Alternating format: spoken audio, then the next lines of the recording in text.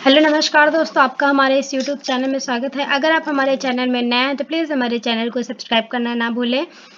और आज हम पढ़ेंगे राजनीति विज्ञान के प्रैक्टिस सेट 1 में, जिसमें हम बहुत ही इंपॉर्टेंट क्वेश्चंस को पढ़ेंगे संविधान के बारे में। और हमारी बहुत ही अदर चीज़ें रहेंगी जिसमें मेन एग्जाम्स के लिए आपको बहुत इंपॉर्टेंट क्वेश्चंस हैं। ठीक है, तो इसमें जो हमारा पहला क्वेश्चन है वो क्या कहता है कि संविधान सभा के राज्य समिति के अध्यक्ष कौन थे। तो आंसर हमारा क्या होगा, जवाहरलाल नेहरू, यानी सी नंबर हमारा राइट आंसर होगा। तो संविधान सभा की राज्य समिति के जो अध्यक्ष थे वो पंडित जवाहरलाल नेहरू थे। अगला प्रश्न हमारा क्या है कि 1809 में लोकपाल संस्थान बनाने वाला पहला देश कौन सा है। तो स्वीडन, आंसर नंबर जो थर्ड है वो राइट आंसर होगा। स्वीडन जो है वो पहला लोकपाल संस्थान बनाने वाला देश है 1809 में जिसने बनाया था। अगला प्रश्न हमारा है कि किस अनुसूची में राज्यों के राज्यपाल और राष्ट्रपति के लिए प्रावधान निहित है। तो जो अनुसूची 2 है, यानी दूसरी अनुसूची में राज्यों के राज्यपाल और राष्ट्रपति के लिए प्रावधान निहित है इसमें। अगले प्रश्न हमारा कौन सी अनुसूची पंचायतों के कार्यों की गणना करती है। तो आंसर क्या होगा, 11वीं अनुसूची जो है वो किसकी गणना करती है, पंचायतों के कार्यों की गणना का वर्णन मिलता है 11वीं अनुसूची में कि क्या क्या कार्य होते हैं पंचायतों के। ठीक है, और किसके कार्य क्षेत्र के अंतर्गत आते हैं। अगले प्रश्न हमारा कौन सा अनुच्छेद सुप्रीम कोर्ट के रिट के क्षेत्राधिकार से संबंधित है। तो जो अनुच्छेद 32 है वो सुप्रीम कोर्ट के रिट क्षेत्राधिकार से संबंधित है। अगले प्रश्न हमारा क्या है, संवैधानिक उपचारों के अधिकार निम्न है। तो जो संवैधानिक उपचारों का अधिकार है वो कैसा अधिकार है, आपका मौलिक अधिकार है। ठीक है, संवैधानिक उपचारों का अधिकार मौलिक अधिकार के अंतर्गत आता है। अगला प्रश्न हमारा संविधान सभा के सदस्य थे। तो संविधान सभा के सदस्य कौन थे, प्रांतीय विधानसभाओं द्वारा जो निर्वाचित सदस्य थे वो संविधान सभा के सदस्य थे। ठीक है, अगला प्रश्न हमारा केंद्रीय सतर्कता आयोग निम्न द्वारा स्थापित किया गया।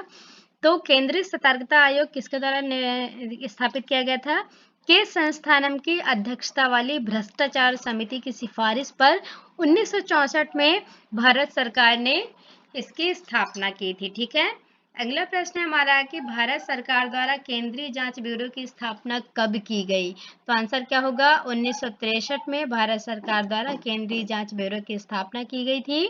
अगला प्रश्न हमारा, संविधान सभा को भारतीय संविधान सभा का मसौदा तैयार करने में कुल कितना समय लगा। तो आंसर क्या होगा, 4 नंबर राइट आंसर होगा। 2 वर्ष 11 माह 18 दिन लगे भारतीय संविधान सभा को तैयार करने में। ठीक है, अगला प्रश्न हमारा शून्य बेस बजट का निर्माता कौन है।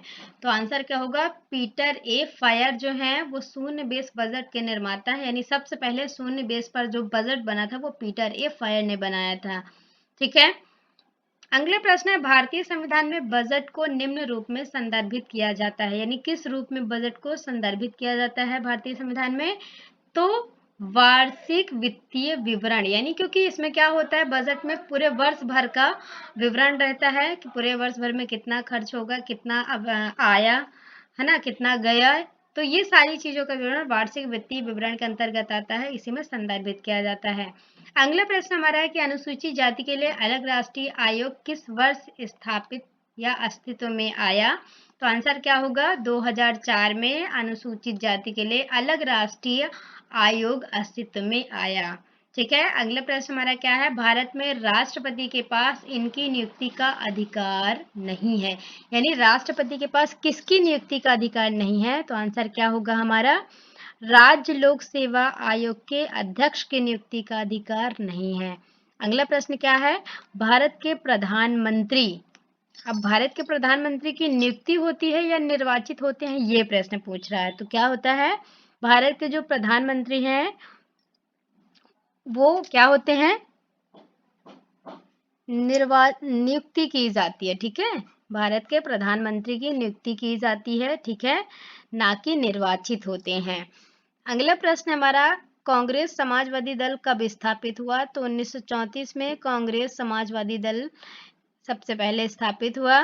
ठीक है, अगला प्रश्न हमारा, भारतीय संविधान की 8वीं अनुसूची में कितनी भाषाओं का उल्लेख है। तो आंसर क्या हो जाएगा, 22 भाषाओं का उल्लेख है हमारी 8वीं अनुसूची में, जो कि भारतीय संविधान में बताई गई हैं, ठीक है।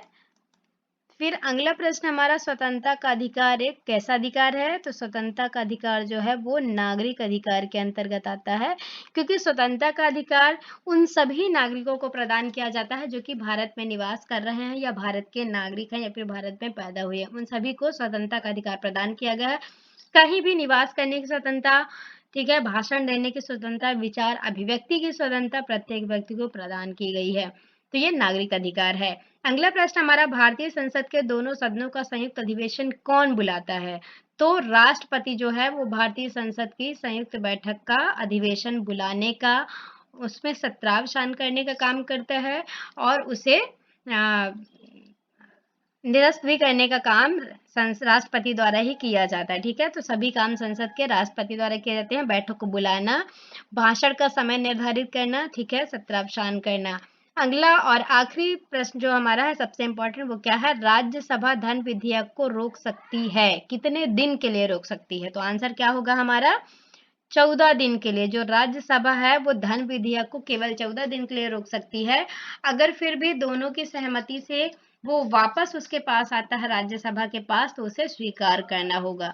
Thanks for watching this video. Thank you so much दोस्तों। अगर मेरा वीडियो अच्छा लगा तो प्लीज़ इसे लाइक और सब्सक्राइब जरूर करें और ज़्यादा से ज़्यादा शेयर करें और हमें कमेंट बॉक्स में बताएं। अगर आपको किसी क्वेश्चन या आंसर में डाउट होता है तो हमें कमेंट बॉक्स में आप आके बता सकते हैं, उसका सॉल्यूशन किया जाएगा।